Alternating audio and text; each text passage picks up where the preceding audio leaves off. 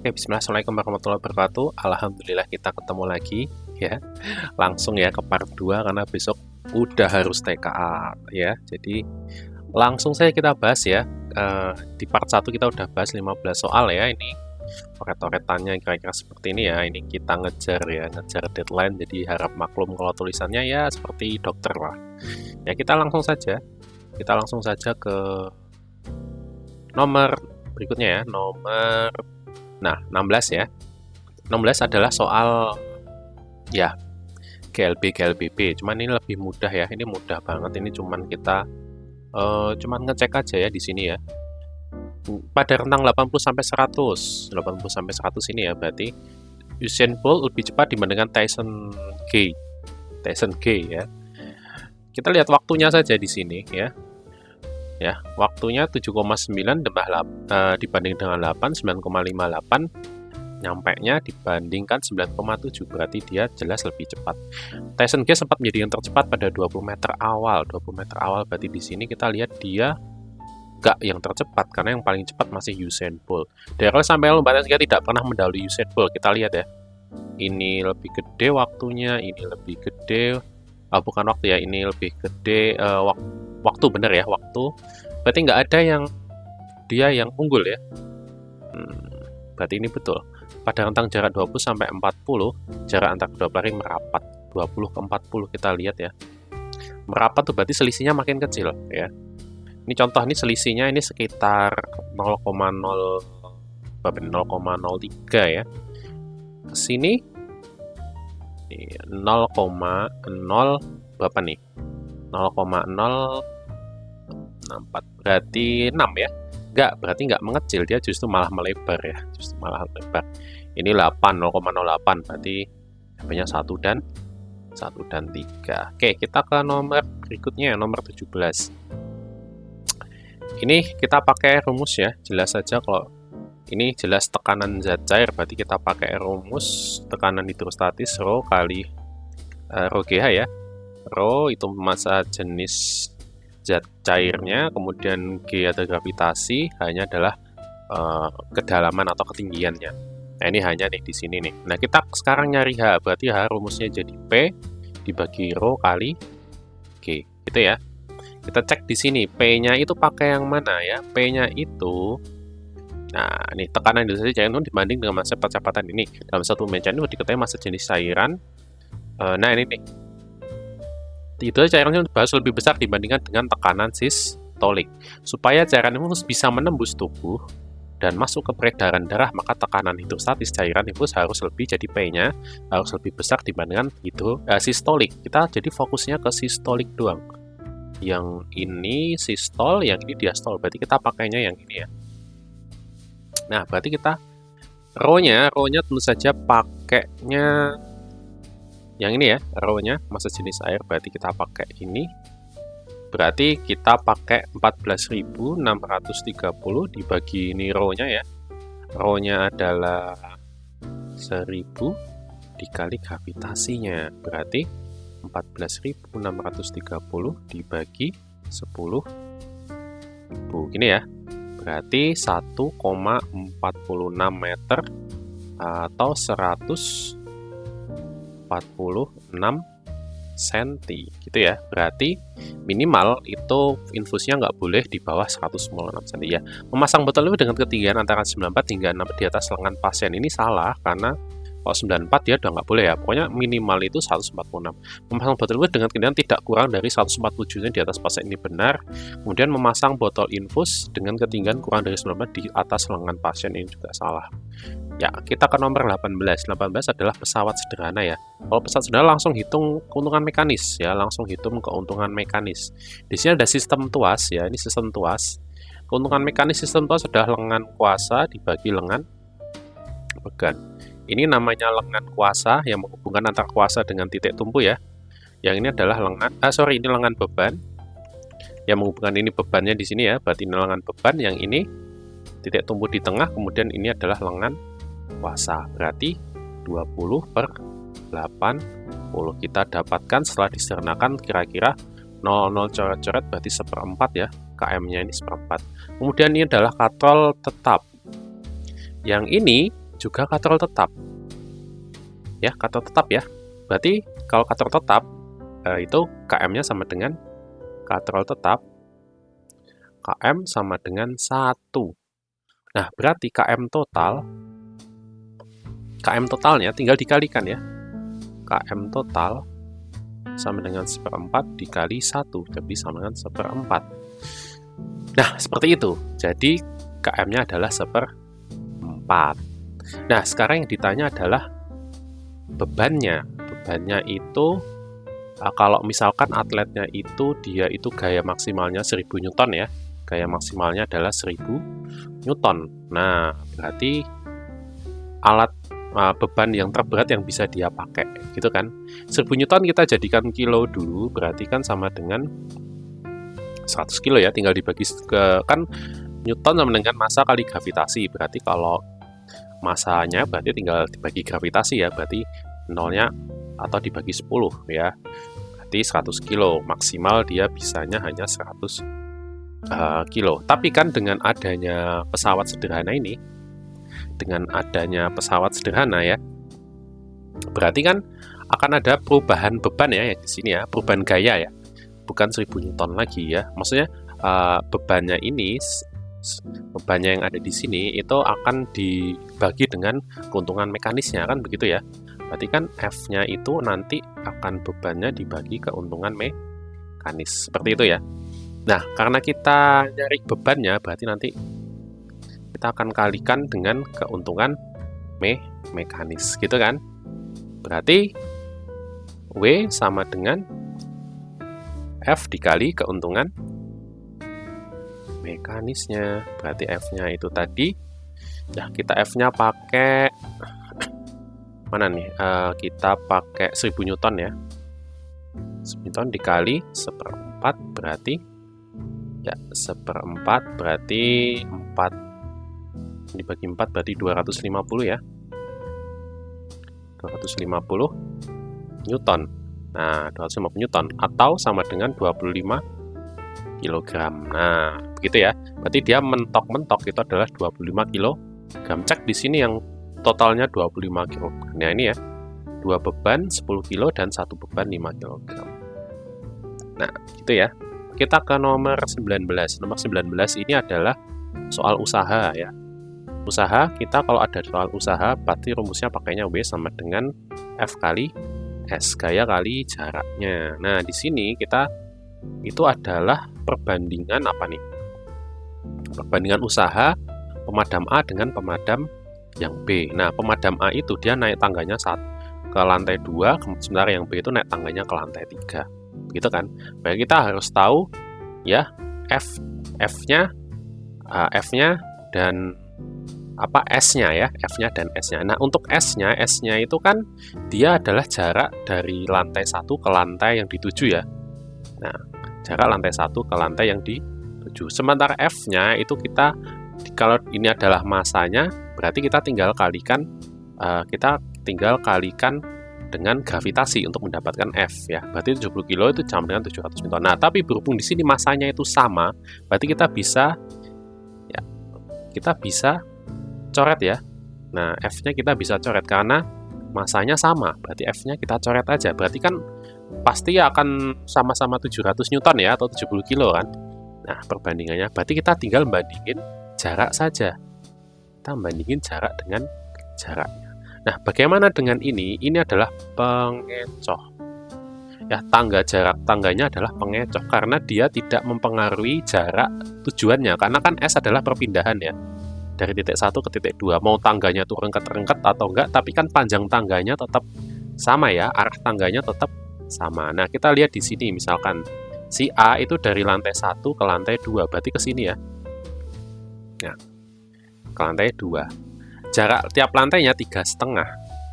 Nah, ini dia 3,5. Kemudian si B itu ke sini nih. Nah, ke lantai 3 ya. Ini kan lantai 1, lantai 2, lantai 3 kan. Nah, itu berarti dia 7 ya. Nah, berarti tinggal 3,5 berbanding 7. Nah, kita kalikan 3,5 semua berarti 1 banding 2. Mudah ya. Kita ke nomor 20. 20 adalah kalor ya, soal kalor. Kita cek soal kalor apa yang ditanya. Yang ditanya adalah kalor yang dilepas air pada proses tersebut. Nah, proses apa yang dilepas? Kita cek dibaca dulu ya. Anung meletakkan air kemasan 400 ml di dalam CRISPR. Mili itu sama dengan 1 gram, berarti ini sama dengan 600 gram ya. Dan sudah mencapai suhu 4 derajat Celcius. Sudah mencapai suhu 4 derajat Celcius ya. Nah, berarti kita startnya dari 4 derajat Celcius. Nah, karena kurang dingin, terus dipindahkan ke freezer hingga bersuhu 0. Nah, jika 1 mili setara 1 gram kalor jenis dan bla bla bla bla.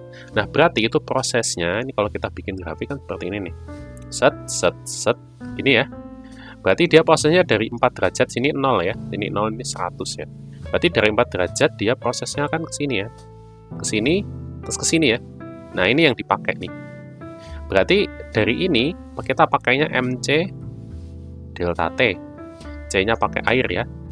Dari sini kita pakai ml. Nah, jadi kita pakai dua proses, MC delta T dan ml. Kita ml-nya dulu ya.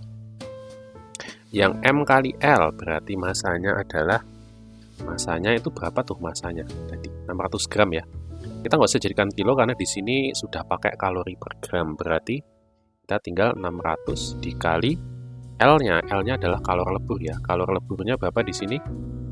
Kalor leburnya adalah 80. Berarti 600 kali 80 ya. 600 kali 80. Berapa tuh 600 kali 80? Berarti 48000 ya. Nah, kemudian kita cek yang MC delta T. MC delta T-nya ya.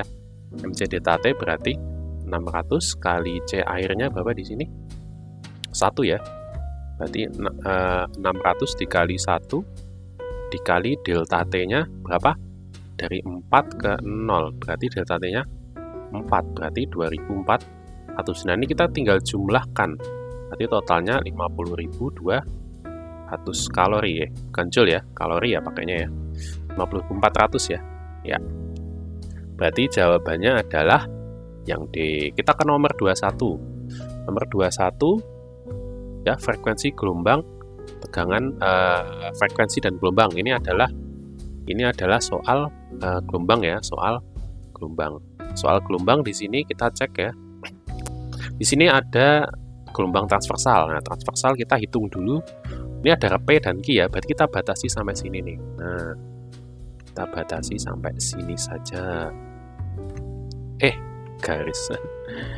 Pakai garis sini aja. Nah, kita batasi sampai sini aja ya. Nah, kita hitung dulu ya jumlah gelombangnya yang P. Yang P itu kita bisa ngitung dengan satu bukit satu lembah. Ini yang P ya, 1, 2. Ada P itu. Oke, P-nya itu.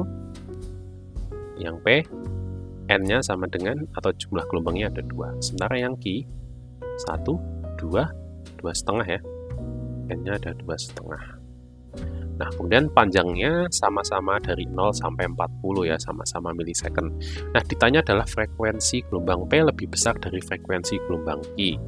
Nah, frekuensi itu apa? Frekuensi itu jumlah gelombang tiap detiknya. Ya, jumlah gelombang. Kalau kita lihat di sini, ya P itu lebih besar dari Q, ya tentu saja salah karena di sini Q dalam 40 detik dia bisa menghasilkan 40 milisecond dia bisa menghasilkan 2,5. Berarti ini secara otomatis ini salah. Tapi kita hitung saja pakai rumus ya. Untuk menghitung F yang P itu berarti kan tinggal N dibagi T ya. N-nya itu adalah 2, kemudian T-nya adalah 40 milisecond. Kita pakai 40 aja nggak apa-apa ya. Kita pakai 40 berarti di sini 2 bagi 40 sama dengan 1/20 ya. Untuk yang Q-nya itu berarti kan N per T juga untuk FQ ya. Berarti dia pakainya 2,5 dibagi waktunya sama 40. Berarti ini berapa nih kira-kira berapa nih ya? 2,5 per 40. Berarti kita bagi 2,5, kita 2,5 bagi 2,5 itu 1, 40 dibagi 2,5. 40 bagi 2,5, 400 dibagi 25 ya. Berarti 4 kali 4, 16 ya, 1/16. Nah, di sini 1/16 ya. 1/16 dengan 1/20 dia lebih besar 1/16 ya. 1/16 dengan 1/20. Nah, untuk mencari periode, berarti kan periodenya itu tinggal dibalik ya. T-nya yang P itu sama dengan 20/1 sama dengan 20. Untuk yang T-nya yang I itu 16/1 sama dengan 16. Berarti 6/5-nya, bener nggak 6/5-nya ya? Kita cek, berarti periode gelombang P 6/5 kali.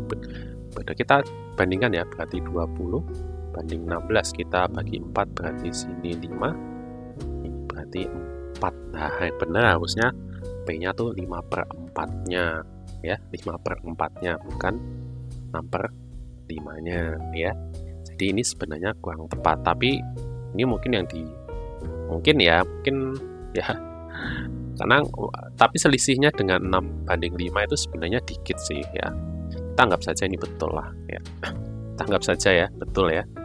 Ya, nomor 21 itu tuh. Nomor yang 3, tegangan listrik P 2 kali tegangan Q. Kita tinggal lihat amplitudenya ya. Yang P 240, yang Q 120, berarti itu 2 kalinya ya. Ini sudah betul. Bandingkan panjang gelombang P dan Q 4/5. Panjang gelombang P dan Q 4/5. Nah, tadi kan kita cek ya, yang P itu kita yang sini ya, panjang gelombang itu berarti panjang satu gelombang. Kita cek di sini. Yang P itu satu gelombangnya itu 20 ya. Lambdanya sama dengan 20. Kemudian yang Q itu berarti yang merah ya. Yang Q itu kurang dari 20 ya. Berarti kurang dari 20 ya di sini ya. Di sini nah dia. Di lambdanya yang Q itu sekitar 16 lah, mungkin 16 ya. Nah, di sini P-nya itu 4, Q-nya malah lebih besar. Ini salah. Kebalik ya, harusnya 5/4. Nah, seperti itu. Ya, bisa ya. Oke, begitu caranya. Kita ke nomor 22. 22 ini adalah soal bunyi pantul ya. Soal bunyi pantul. Soal bunyi pantul. Musiknya kegedean nggak ya? Kegedean ya, mudah-mudahan. Ya, kita ke soal bunyi pantul. Bunyi pantul di sini ada burung walet ya, burung walet. Nah, berarti kalau burung walet terus dia suara panggilannya itu diterima burung lain, berarti dia nggak ada pantul ya, tidak memantul. Berarti jarak berarti kalau ditanya waktu, berarti kan J sama dengan kecepatan kali waktu. Kalau nari waktu berarti jarak bagi kecepatan. Kita cek jaraknya itu 1700 dibagi kecepatannya 340 gini ya. 1700 dibagi 340 itu berarti 5 ya. 3 kali 5 40, 4 kali 5 itu ya berarti 5 second. Ya, jadi tidak ada pantul ya. Jadi tidak ada pantul. Kalau ada pantul berarti dia jaraknya itu dikalikan 2 ya. Kalau ada pantul berarti jaraknya 2 kalinya. Berhubung nggak ada pantul berarti ya udah nggak usah seperti itu. Oke, kita ke nomor 23. Nomor 23 itu adalah nyari apa nih? Nomor 23 itu yang sama besar. Nah, kalau sama besar itu otomatis itu berarti bayangan harus ada di 2F ya. Nah, sifat sama besar itu objeknya harus ada di 2F. Misalkan cincin ini ada F, ini ada 2F. Begini kan? Nah, di sini diketahui SO-nya ya, SO itu dari objek ke cermin ada 15 ya. Ya, SO-nya adalah 15 SO. Kemudian SI-nya itu ketika terlihat belas dia 30. Berarti kita tinggal ngecek F-nya, berarti 1/F sama dengan 1/SI ditambah 1/SO, berarti 1/30 ditambah 1/15. PK-nya adalah 30, ini berarti 1 ditambah 2 sama dengan 3/30. Berarti F-nya tinggal kita balik, 30 bagi 3 sama dengan 10. Berarti F-nya ini 10, 2F-nya ini 20. Berarti kita harus meletakkan benda di 20 cm. Kita cek di sini ya. Menggeser lilin 5 cm mendekati cermin. 5 cm mendekati cermin. 5 cm mendekati cermin. Berarti lilinnya jadi 10. Ini udah jelas salah ya. Udah jelas salah. Ya, karena dia berarti 10 cm ya. Kemudian menggeser lilin 5 cm menjauhi cermin. 5 cm menjauhi cermin. Nah, ini 20. Berarti udah benar ya. 5 cm menjauh berarti menambah ya. Nah, kemudian menggeser cermin 5 cm mendekati lilin dan menggeser layar 5 cm mendekati lilin. Menggeser cermin 5 cm mendekati lilin, ini juga salah ya. Cermin 5 cm mendekati lilin berarti ini jaraknya juga tinggal 10. Ini salah. Pokoknya kita harus dapat 2F ya. 2F-nya sama dengan 20. Kita ke nomor berikutnya, nomor 24. Ini agak ngebut ya. Nomor 24 ini adalah soal cacat mata ya. Soal cacat mata, kita lihat di sini ada mata normal dan mata Pak Jaya. Mata Pak Jaya tuh kita cek di sini ya. Pak Jaya itu menggunakan kacamata rangkap. Pada saat pemeriksaan Pak Jaya hanya mampu melihat paling jauh 40 dan paling dekat 50. Ya, berarti dia hiper sama miopi ya. Berarti presbiopi ya dia ya, 2 double. Kita hitung satu-satu ya. Kita hitung satu-satu. Oh iya jelas kalau kita pakai raja micek dan agak kasar ya. Dan rada hijem ya. Rada hijem ya. Raja micek berarti rabun jauh. Miopi ditolong dengan lensa cekung. Kalau rada hibun berarti rabun dekat. Hiper metropi ditolong dengan lensa cembung. Nah, berarti kalau dekat di cembung, kalau jauh pakai cekung. Nah, penglihatan jauh Pak Jauh ditolong dengan lensa cekung, ini harus betul. Penglihatan Pak Jauh, penglihatan dekat Pak Jauh ditolong dengan lensa cekung, ini salah, harusnya cembung. Nah, oke, kita tinggal ngecek masing-masing kekuatan lensanya ya.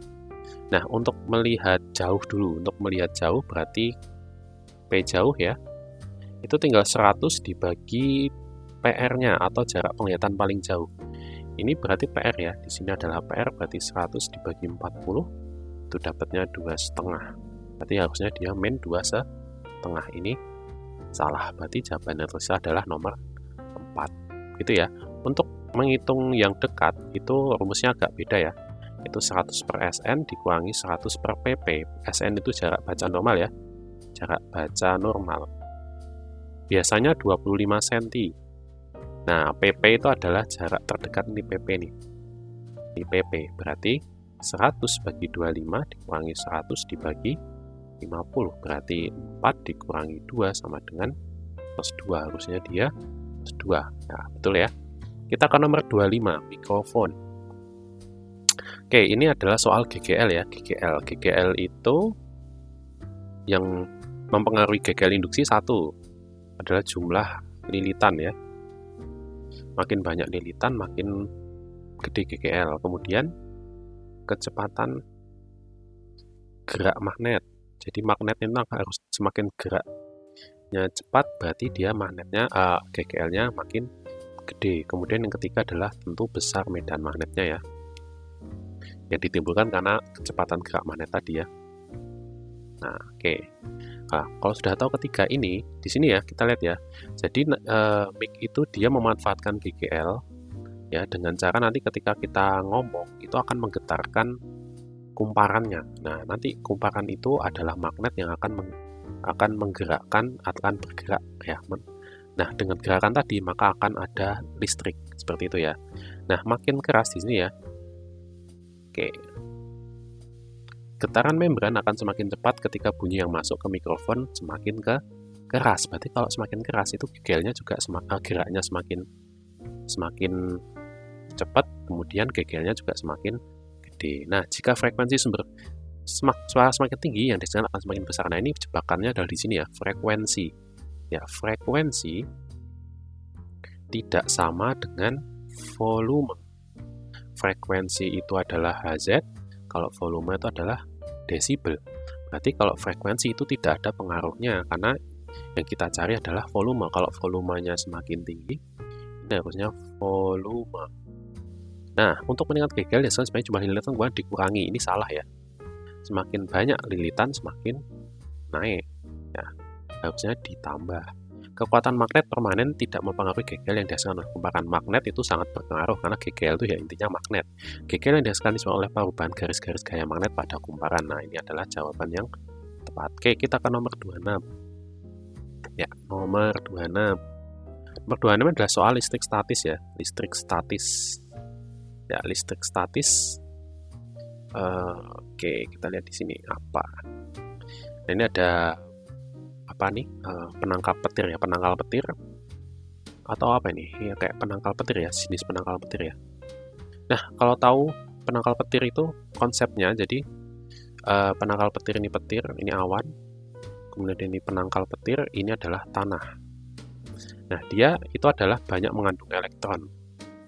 Nah, dia ketika elektron itu banyak, dia akan mencari sumber yang paling dekat untuk menetralkan elektronnya si awan. Yang paling dekat tentu saja adalah benda yang lebih tinggi, contohnya penangkal petir. Nah, elektronnya itu nanti akan ke sini, kemudian dia akan ke tanah, karena tanah, dan nanti akan dinetralkan oleh tanah, karena tanah itu dia cenderung plus ya. Jadi dia akan menetralkan, dia bisa menerima min yang banyak. Artinya, contohnya adalah petir. Seperti itu ya, gampangnya ya. Air terminal akan terinduksi menjadi bermuatan positif yang terkumpul di ujung runcing. Air terminal akan terinduksi menjadi terinduksi menjadi bermuatan positif yang terkumpul di ujung runcing. Ya, kita cek di sini ya. Apakah ini akan menjadi positif? Ya, harusnya iya. Kenapa iya? Karena dia akan menarik negatif kan? Dia akan menarik negatif, berarti negatifnya akan kebuang ke tanah, berarti yang ini akan menjadi positif ya. Nah, kemudian elektron dari bumi akan bergerak ke dalam bentuk loncatan bunga aplisit dari air terminal ke awan badai. Nah, di sini ya, elektron dari bumi akan bergerak dalam bentuk loncatan bunga aplisit dari air terminal ke awan badai, kebalik. Harusnya ke awan ke terminal, kebalik. C. Muatan akan disalurkan ke tanah melalui daun konduktor dalam waktu cepat untuk dinetralkan. Nah, tadi kita udah bahas ya. Itu adalah benar. Oke, kita ke nomor 27. 27 adalah apa nih? 27 adalah soal listrik ya. Menyala optimal. Berarti speknya 7,5 volt. Kita cari berarti mana yang kira-kira dekat dengan 7,5 volt. Nah, di sini 12 volt ya, 12 volt. Berarti berapa tegangan di sini? Ya, kita cari I-nya dulu ya. I-nya itu berapa? I kan rumusnya V per R, berarti kita harus cari R-nya total ya. R total, ini kita yang ini dulu, berarti R-nya yang ini itu KPK taruh sini, kemudian dibagi masing-masing, ini 2, ini 1, berarti dia menghasilkan 30 per 3 sama dengan 10 ya. Nah, berarti R totalnya adalah 10 tambah 14 sama dengan 24, berarti I-nya sama dengan V per R, berarti V-nya 12 dibagi 24 sama dengan setengah ampere. Berarti di sini adalah setengah ampere, seperti itu ya. Berarti berapa V di sini? V di sini sama dengan I kali R. I setengah dikali 14. Ya, setengah kali 15 sama dengan 7. Ya. Ini ya. Ya, V sama dengan I kali R, berarti setengah dikali 14. Hasilnya 7. Ini udah cukup mendekati. Tapi kita cek ya, apakah mungkin ada yang lebih mendekati. Nah, kita pakai Kirchhoff ya untuk menentukan I di sini. Ya, I di sini ini 15 sama 30. Berarti logikanya I-nya harus lebih gede di 15 karena dia polisi tidurnya lebih kecil atau hambatannya lebih kecil. Nah, perbandingannya kan 1, ini 2 kali lipatnya ya. Dan dia keluar harus setengah. Ya, dia keluar harus setengah ya. Dia keluar harus setengah. Berarti dia pasti lebih kecil ya. Nah, berapa tuh kira-kira nih I-nya di sini ya? Berarti kalau 0,5 itu berarti oke. Berarti kalau di sini R sama S dibahas ya. Berarti di sini I-nya kira-kira berapa tuh? Setengah di 0,5 total 0,5 ya. Total 0,5 dibagi 3 dibagi sama ini. Kita pakai perbandingan terbalik aja deh. Biar cepet ya. Di sini berarti 30 pakainya. Di totalnya adalah 45 dikali 0,5 ya. Waduh, ini berapa nih? 30 per 45. 30 per 45 itu kita bagi berapa tuh? Kita bagi 5, berarti 6 per 9 ya. 6 per 9 kita masih bisa bagi lagi 2 per 3. 2 per 3 kali 0,5 berarti sepertiga. Berarti I-nya adalah sepertiga ya. Berarti kalau ini sepertiga, berarti yang ini tinggal setengah dikurangi sepertiga ya. Berarti ini setengah kurangi sepertiga. Ya, berarti yang jelas ini pasti I-nya itu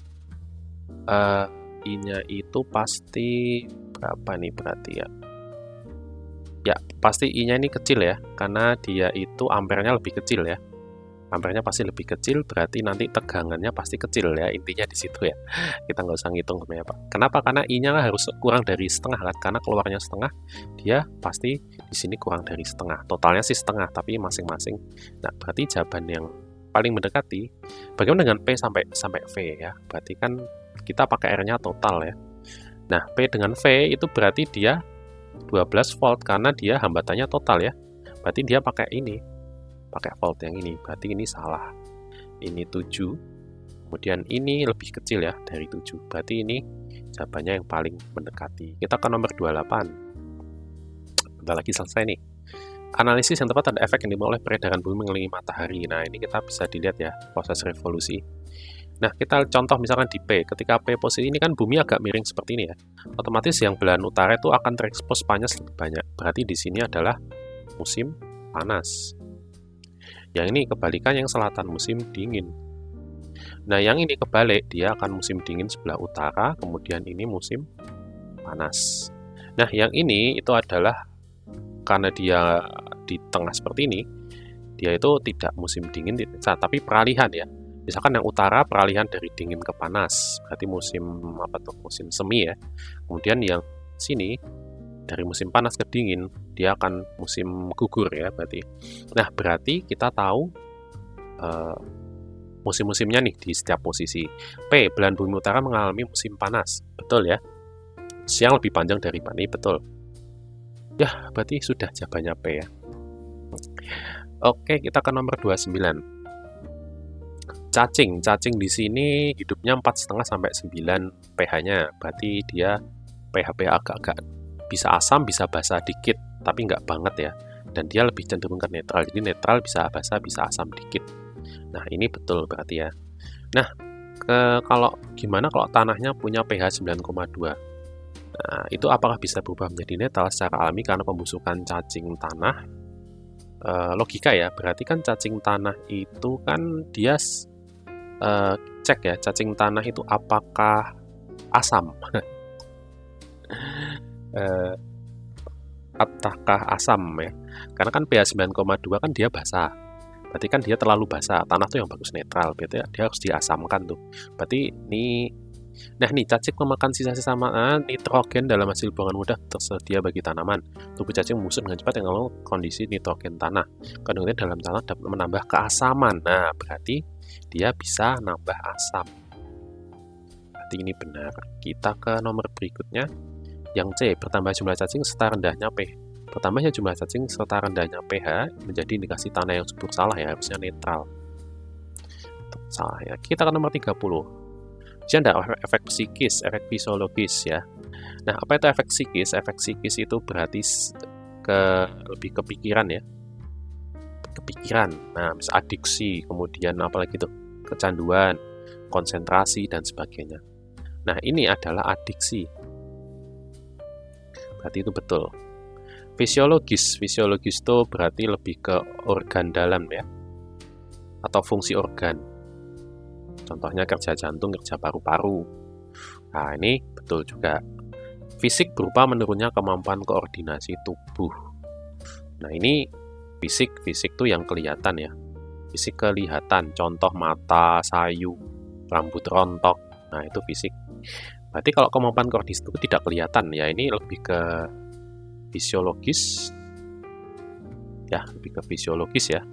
Kemudian efek perilaku, berarti salah ya. Efek perilaku berupa kesulitan konsentrasi saat belajar, ini lebih ke psikis ya, karena dia berhubungan dengan psikis. Ya, berarti ini salah ya. Perilaku contohnya misalkan kenakalan, misalkan seks bebas, kemudian apalagi ya, gitulah perilaku yang kelihatan gitu. Misalkan apa ya, perilaku contohnya kekerasan, yaitu perilaku. Oke, jadi kita sudah menyelesaikan bab part 2, alhamdulillah dengan waktu yang sama. Oke, kita cukupkan, mudah-mudahan sukses untuk IPA-nya. Jangan lupa berdoa ya, dan terus berlatih Ya, assalamualaikum warahmatullahi wabarakatuh.